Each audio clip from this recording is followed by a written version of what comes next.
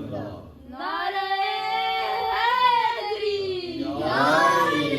حیدری اعوذ باللہ من الشیطان الرجیم بسم اللہ الرحمن الرحیم الحمد للہ الذی لا یبلغ مدحتہ القائلون ولا يؤسي نعما ولا الدون ولا يؤدي حقه المجتهدون الذي ليس لصفته حد معدود ولا نعت موجود ولا أجل ممدود الذي فطر الخلائق بقدرته ونشر الرياح برحمته ثم الصلاة والسلام على أشرف الأنبياء والمرسلين أبو القاسم مصطفى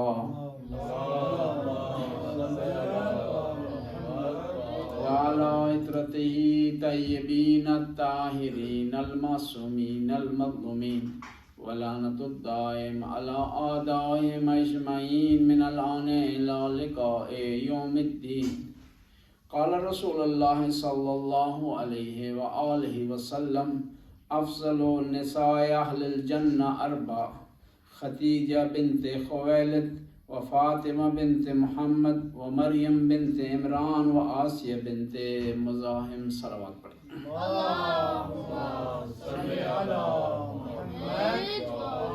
سب سے پہلے اپنے وقت کے امام مراجع اعظام اور آپ مومنین و مومنات کی خدمت میں بی بی خدیجۃ الکبریٰ کی وفات کی مناسبت سے تسلیت و تعزیت پیش کرتے ہیں.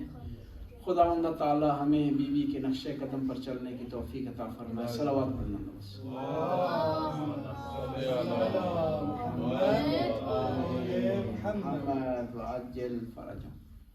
بی بی خدیجۃ الکبریٰ وہ عظیم ہستی ہیں کہ اگر وہ نہ ہوتی تو اسلام پروان نہ چڑھتا، وہ نہ ہوتی تو اسلام کو ترقی نہ ملتی، وہ نہ ہوتی تو تاریخ میں یہ نہ لکھا جاتا کہ سب سے پہلے اسلام لانے والی کون سی ہستی ہیں. یعنی آج کے دن نبی کریم محمد مصطفیٰ تنہا ہو گئے. آج کے دن بی بی فاطمہ الزہرا یتیم ہو گئی. آج کے دن مسلمانوں کا جو سہارا تھا وہ ان سے چھن گیا. بی بی خدیجہ کبریٰ کی بہت زیادہ قربانیاں ہیں. اسلام میں دو ہستیوں نے بڑی قربانی دی ہے. خود ان ہستیوں نے بھی قربانی دی ہے اور ان کی آل نے بھی قربانی دی ہے. اگر اسلام میں سے بی بی خدیجہ کبریٰ اور جناب ابی طالب کی قربانی کو نکال دیا جائے تو اسلام میں کچھ بچتا ہی نہیں. اور خود ان ہستیوں نے بھی قربانی دی، ان کی اولاد نے بھی قربانی دی. میدان کربلا میں کس کے پوتے شہید ہوئے؟ جناب ابو طالب. میدان کربلا میں کس کے نواسے شہید ہوئے ہیں؟ جناب خدیجہ کبریٰ. پیغمبر ارشاد فرماتے ہیں کہ خدا نے 4 خواتین جنت میں جو خواتین جا رہی ہیں ان میں 4 خواتین سب خواتین سے افضل ہیں. کون سی 4؟ خدیجہ بنت خویلد جناب خدیجہ کبریٰ، فاطمہ بنت محمد بی فاطمہ الزہرا سلام اللہ، مریم بنت عمران حضرت مریم حضرت عیسیٰ کی والدہ گرامی، اور آسیہ بنت مزاحم. کو مقام حاصل ہے جو کسی اور خاتون کو مقام حاصل نہیں ہے. اس لیے تو علامہ اقبال نے کہا کہ مریم کو ایک نسبت ہے جو والدہ ہے کس کی؟ حضرت عیسیٰ کی. اور بی بی فاطمہ الزہرا کو 3 نسبتوں سے مقام حاصل ہے. ماں جو ہے وہ حضرت فاطمہ الزہرا کی والدہ گرامی اور خود فاطمہ الزہرا کو مقام حاصل ہے. خود بی بی فاطمہ الزہرا سلام اللہ علیہ کے والدہ گرامی کو مقام حاصل ہے. 3 وجہ سے مقام حاصل ہے بی بی فاطمہ الزہرا. ایک یہ ہے کہ بیٹی کس کی ہیں، ماں کس کی ہیں، اور زوجہ کس کی ہیں. یعنی یہ مقام حاصل ہے حضرت خدیجہ کبریٰ کو اور فاطمہ الزہرا سلام اللہ علیہ کو. اور جناب خدیجہ کبریٰ کے بارے میں امام علی علیہ السلام ارشاد فرماتے ہیں صلیت مع رسول اللہ، میں نے رسول اللہ کے ساتھ نماز پڑھی. قضا و قضا یصلی، میں نے اس طرح قیام کیا، میں نے اس طرح سجدہ کیا. وہ فرماتے ہیں یصلی معاو، اور پیغمبر کے ساتھ نماز پڑھی میں نے، اور کس نے پڑھی؟ خدیجہ الکبریٰ۔ ایک شخص راوی ہے وہ کہتا ہے کہ ہم آئے خدا کے گھر کے قریب، خانہ خدا کے پاس، تو 3 آدمی نماز پڑھ رہے تھے، رسول اللہ آگے نماز پڑھ رہے تھے، امام علی نماز پڑھ رہے تھے، اور خدیجہ الکبریٰ نماز پڑھ رہے تھے۔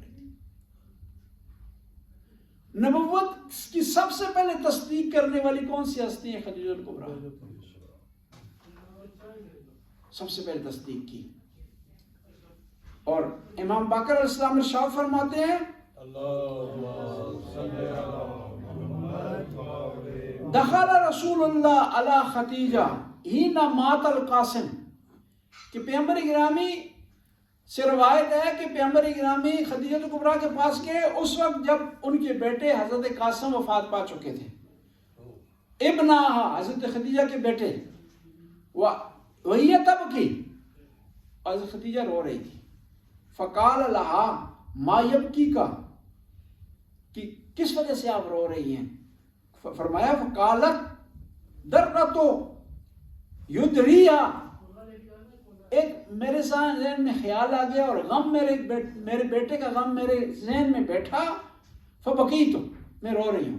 فقالا، پیغمبر نے ارشاد فرمایا یا خدیجہ اما ترضینی اذا کان یوم القیامہ وان تجینی الی باب الجنہ، کہ اے خدیجہ آپ اس بات پر راضی نہیں ہیں کہ قیامت کا دن ہوگا اور آپ جنت کے دروازے کے سامنے کھڑی ہوں گی، وہ قائم، اور پھر میں آؤں گا، میں کھڑا ہوں گا، فَيَأْخُذُكَ وَيَأْخُذُ بِيَدِكَ، اور میں آپ کا ہاتھ پکڑ کر کے آپ کو جنت میں لے جاؤں گا،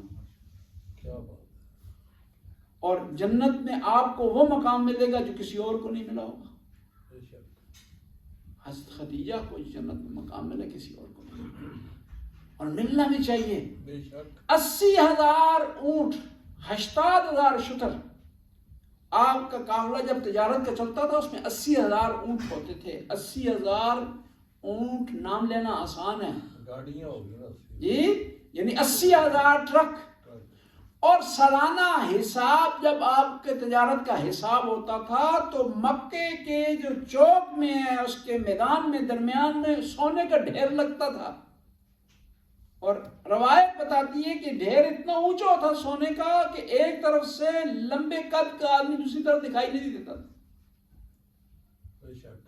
لیکن اتنی مال و املاک ہونے کے باوجود کس سے شادی کی؟